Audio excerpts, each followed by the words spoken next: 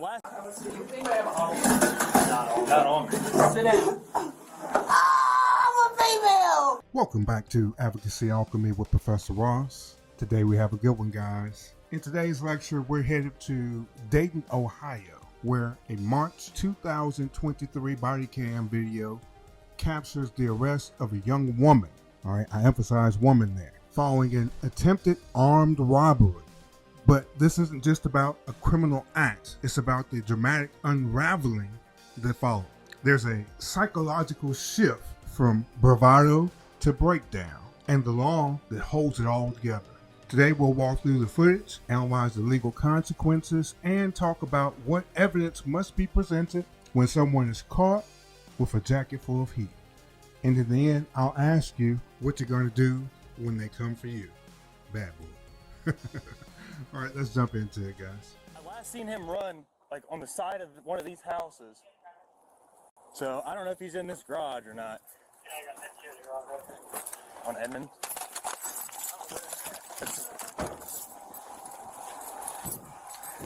They said he had a gun on him. Oh, no. Somebody was chasing me with a gun. Somebody was chasing me with a gun.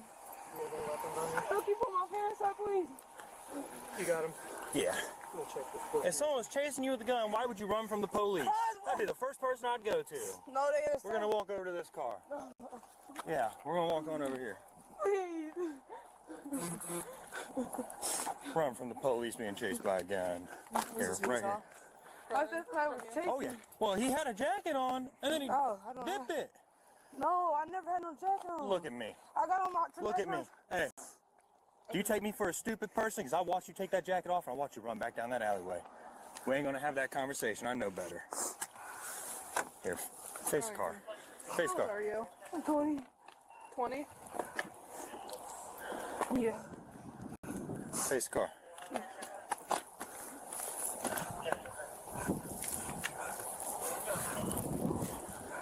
Where my other phone at? I don't know. You tell me. No, it's on top of that car. Oh, he's got it over there. Please don't let it fly off. in your hat? Please don't let it take the hat off now. Please don't let it fly off the car. Can you get my phone? We'll get your phone. Separate your legs. Will you grab his phone off the top of the phone? Off the top of the phone. I'm a female, sir. Okay. Hey, bros. One dive car? Yeah, it's right on top. Doesn't matter, we still need to pat you down. I know you're touching my private area. Well, we search males and females pretty much the same way. But you ain't got to do all that. What's your name? Officer Lesher. Okay.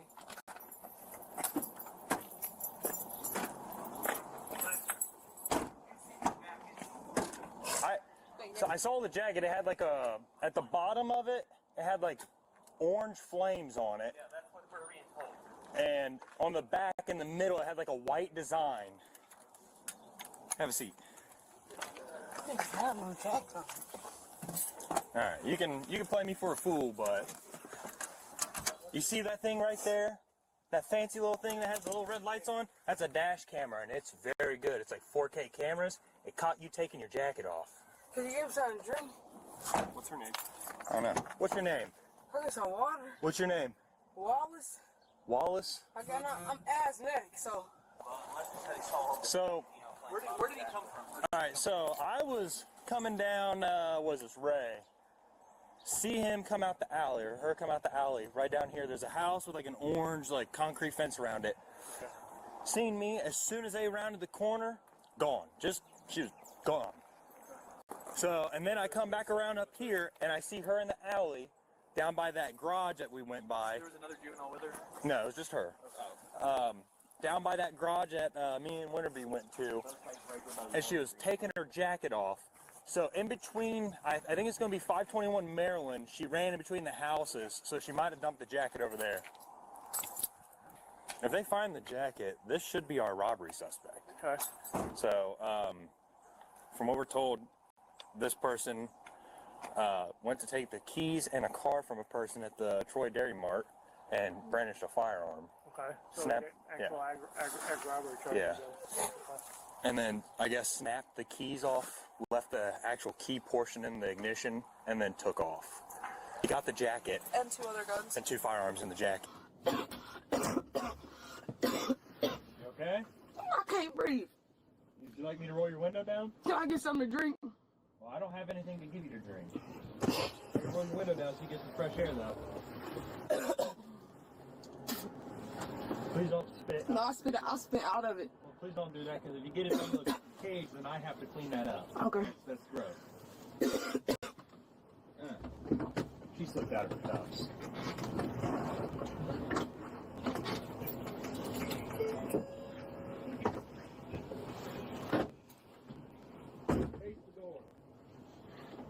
Face the door. Can you please let me know what's going on? Face the door.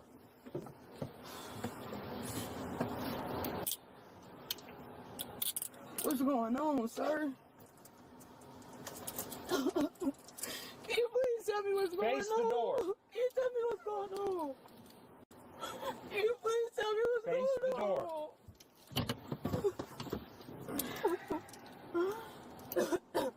Excuse me, sir. Yeah. Can you tell me what's going on? Yeah. We're gonna talk. Stop. It's gonna be a few minutes, okay? For who? For you. For what? You're gonna wait here until we're ready to take you downtown, and I'm gonna ask the detective to talk to you about what's been going on today. Stop. What's been going on? Yeah, tell me. What were you running from the police for? I wasn't running from the police. Absolutely was. What was it? Stop. Face that way. I'm not doing nothing.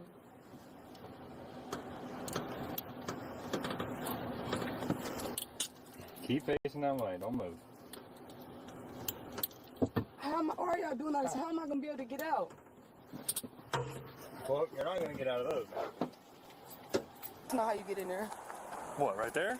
It's not how you get in. Sarge, you want to go to this one? Just take the elevator up. It's not how you get into jail. This ain't the jail. What is this? This is the safety building.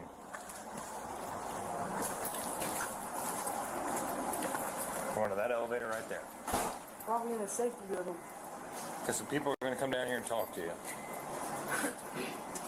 What happened today? Tell me. Y'all supposed to be taking me to the jail. Right? You tell me what I take you to jail for. I was running from y'all. Okay, well. Go this way. What is this? It's an elevator. It's not a game to play, okay? It ain't like anybody's bringing you here to give you a beat down. That doesn't happen, okay? You're literally going to go up here, you're going to sit in a room for a little bit, so people are going to come talk to you, and we'll go from there.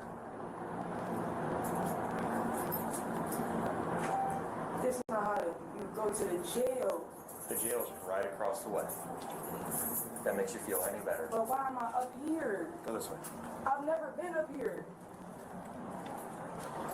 I've never been up here. I've never been up here.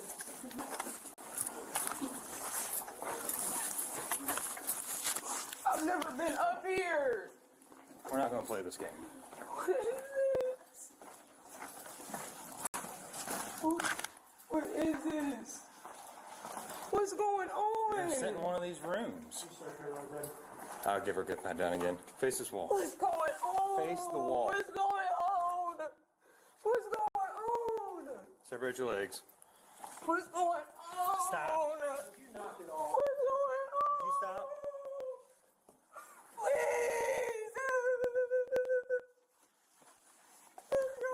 Would you knock it off? What's going on? Knock it off. You're getting patted down to make sure you don't have any weapons on you. What's going on? What's going on?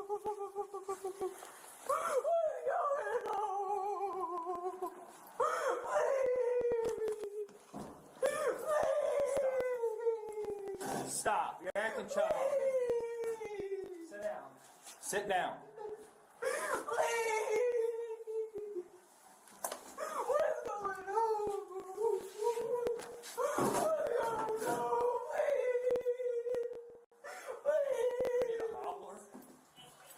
Stop. Please. Stop. Please. Please. Please. Please. What are you going to do about it, Sarge?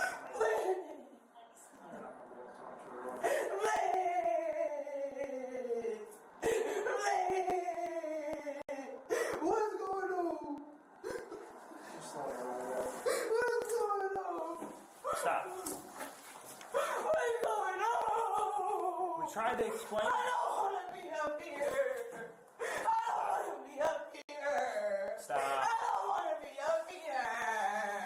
I don't want to be up here. I don't want to be up here. I don't want to be up here. Please. Please. Stop. What's going on? You want me to explain it to you again? Stop.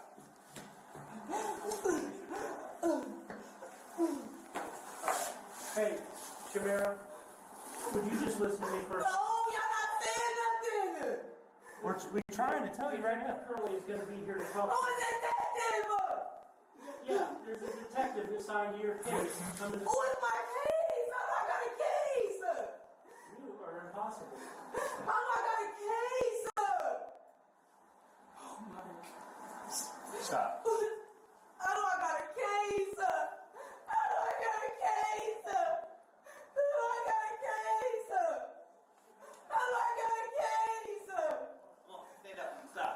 How do I got a case? How do I got a case? Have a seat. How do I got a case? Hang on. Everything will be explained once you get set. No! No! Not on me. Sit down. I'm a female! Take back down to the police car and just take her over to jail. Okay.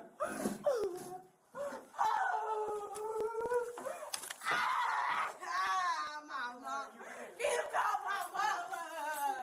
Call my mama! Please!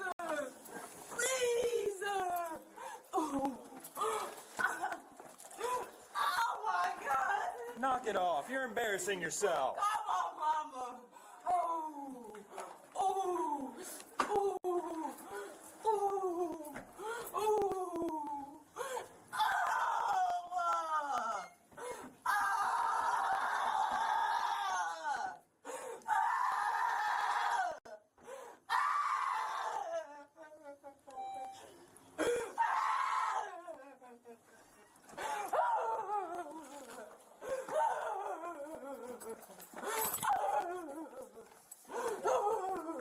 Yeah, we're good. What is this? Ow! Ow! You hurt my arm! You hurt my arm! You hurt my arm! Take her to buy something. You hurt my arm! Or just follow me over. Okay. Please! You Of hurt course you my... will. Have a seat. What is going on? Please. Have a seat. Why y'all keep moving me around? Y'all tell me what's going on. Get in the car. Stop. I don't know what's going on. I don't know what's going on. Please. Excuse me. Excuse me. Excuse me. Excuse me. Please, can I get something to drink? I'll calm down. Can I get something to drink? I'll calm down. No, I'm cooperating. Can I get something to drink? Can I get something to drink? I have to carry her. Excuse me. I need something to drink. Please. Y'all not telling me what's going on. Excuse me. Can I just get something to drink? No. So what was we at right there? We were at the Dayton Police Department Safety Building, a.k.a. the Dayton Police Department Detective Headquarters. Why didn't you tell me? Did. You didn't. You just was saying. We said it's the Dayton Safety Building. Oh, y'all didn't. I'm thinking y'all just trying to have me sitting in there.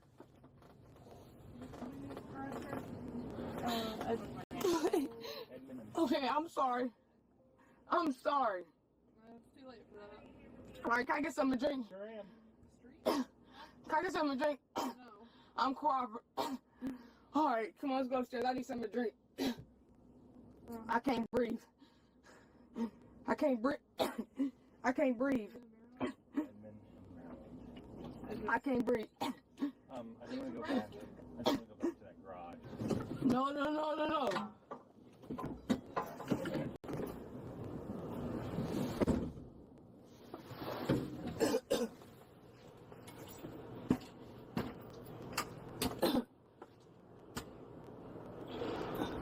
Excuse me.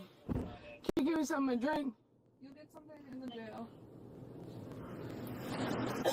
Excuse me. I relieved my chest. Excuse me. You want to start looking up overseas for me? Yeah. I have Google up. Excuse me. Yes, Miss Wallace. Can I please get something to drink? You can have something to drink once you get inside the jail. Why couldn't y'all give me something to drink up there? We're not allowed to give you something.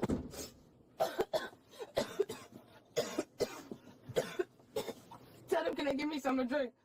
I'll ask them. What's a good phone number? Come on, give me something to drink. What's a good phone number?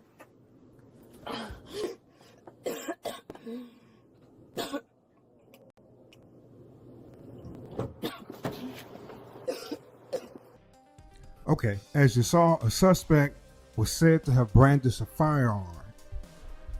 And it was all in the effort to try to steal a car from outside a corner store. When that plan went out the window, the girl fled, leading officers on a foot chase through an alley and through backyards.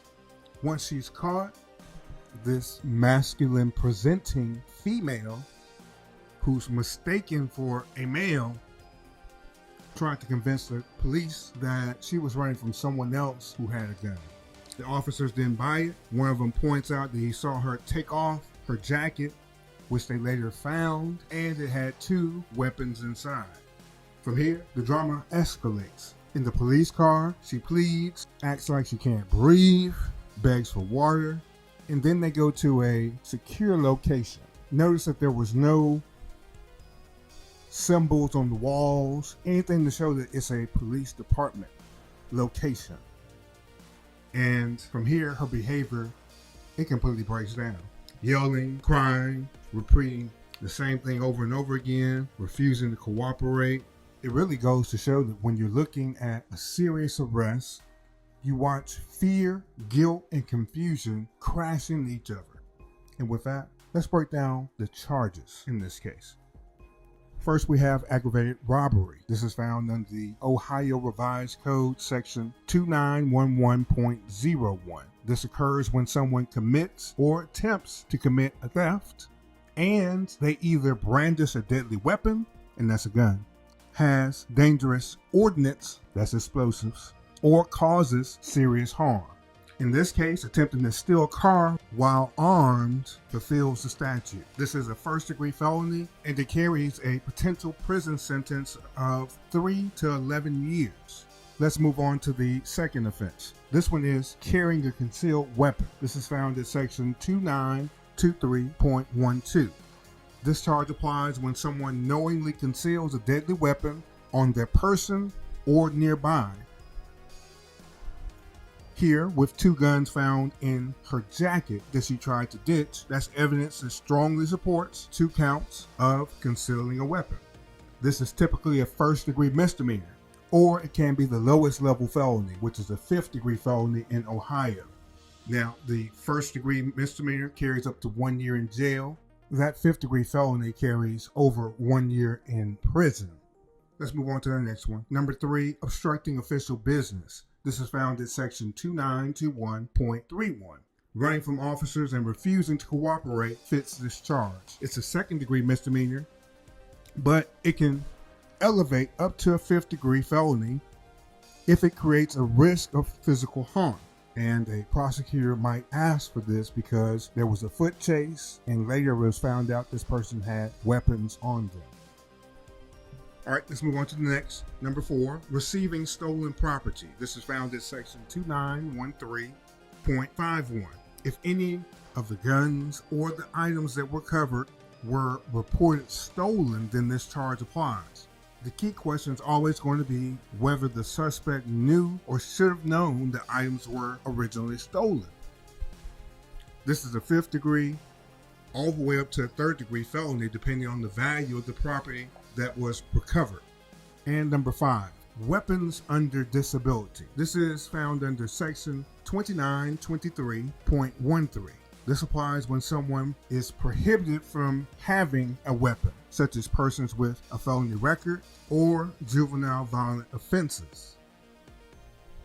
Now, we don't know exactly what was the disability that was here, but the officer said that there was a prior record. This is a 3rd degree felony. And the 3rd degree felony is from 9 to 36 months in prison. All right, with that, let's move into our evidentiary standards next. Now, we talk about these evidentiary standards every day, and it's simply because they're that important. Evidence is required for every type of case that goes in front of a judge or a jury. There's 6 levels that we talk about. Let's start with level number 1. This is mere suspicion. That's a gut feeling or an instinct that something might be wrong or someone might be involved in a crime. Keyword is might. We don't really have any evidence to prove anything just yet. A good example is officers responding to a 911 call about a suspicious person running from a scene. Those officers might have a suspicion, just a mere suspicion. No facts. Let's move up the ladder to number 2, reasonable suspicion. This is specific and articulable facts suggesting that there's criminal activity happening or that criminal activity is afoot. A good example is here, a person seen fleeing the scene, matching the suspect's description. That gives rise to this standard, which is reasonable suspicion. And it justifies a stop for further investigation to be performed by the police officer. Let's move up to number 3, probable cause. That means there's a reasonable basis to believe that a crime has been committed and the suspect is involved. This is the level required for an arrest to happen or to go seek out a warrant for the searching of some property. A good example here is the witness statements, the observed behavior, and the recovery of weapons. That all meets this threshold for an arrest. Let's move up one more to preponderance of the evidence. That means more likely than not. We say it takes about 51% to meet this level. This is used in civil cases. So anytime someone sues someone, or you hear about lawsuits being filed against people, the usual standard is preponderance of the evidence. Now, as to the facts that are happening here, this is not the standard we're going to use. We're going up higher. Now, you could see this if there was a lawsuit filed for something like excessive force. All right, let's move up higher to number 5, clear and convincing evidence. That means there's a high probability of the truth of the claim. That means it's substantially likely this person will succeed based on the evidence they presented. This takes about 75% of the evidence pointing to one side's claim being true. So if we were thinking about this whole thing of evidence as a pie, we're getting more and more slices of the pie are required in order to have a win on your side. A good example here, this might be the standard if they had to make a determination on whether this woman had a prior disability keeping her from having a firearm. So they would need clear and convincing evidence. The state would need to bring enough evidence to certify her in that class of individual. All right, let's move on to the highest level of proof. That's beyond a reasonable doubt. This is the highest standard in the American justice system. This is the standard also required to gain a conviction. A good example here is that prosecutors must show that the suspect knowingly attempted to rob someone with a weapon, and there's no other plausible explanation other than her being the criminal responsible. All right, so with that, let's move on to the jury perspective. Let's put ourselves in the jury box and ask a few questions. All right, let's imagine if we are in the jury box together. We're both on the jury. And let's pose these 3 or 4 questions. Number 1. Now, you've heard that the officer recovered 2 weapons from this woman's jacket. How much weight do you place on that evidence? Number 2. When you look at her behavior during the arrest, was that behavior of someone who's guilty or someone who's simply overwhelmed? All right, and finally, if the firearm was never actually seen by the victim, but it was later recovered, is that enough to convict this woman of aggravated robbery? All right, and let's ask one last deep question. Now, if the prosecutor can't prove beyond a reasonable doubt that she brandished, that she displayed the weapon, would you still vote guilty of aggravated robbery? Or would you push for a lesser included charge? Tell me what you think below. This case offers a striking example of how poor decisions, panic, and a prior history can collide in a single moment. But before we go today, I want to give you a little behind the scenes on why we're bringing this video now. This footage has actually been sitting in the Advocacy Alchemy vault for months. I came across it a while back and I flagged it for how intense and layered it is. But I just never found the right time to come and talk about it. Now the funny thing is that it disappeared from my playlist. I went and found this version of it, and I don't think that original uploader is even on YouTube anymore. A few days ago, I dropped a video featuring a young woman who was pulled over and presented in a very tomboyish, masculine style. In the comments, a viewer and I started a conversation about how being masculine presenting during a traffic stop can sometimes complicate how officers perceive and engage with you. That conversation brought me right back to this Daytona arrest. This video perfectly captures why that topic matters and why we have to look deeper at how behavior, identity, and presentation intersect with law enforcement. So here we are. Let's have that conversation. Drop your thoughts in the comments if there's anything you're confused about, or if you just want to debate, or you need more clarity. Just treat it like you're asking a question in class, except I probably have more court experience than your local college professor. And we don't do any pop quizzes over here. It's just knowledge. This is the perfect moment to reflect, learn, and educate others. Like, comment, subscribe. Do subscribe. Remember, this is Advocacy Alchemy. I am Professor Ross. I'll see you tomorrow. Everyone be safe. Everyone have a good day.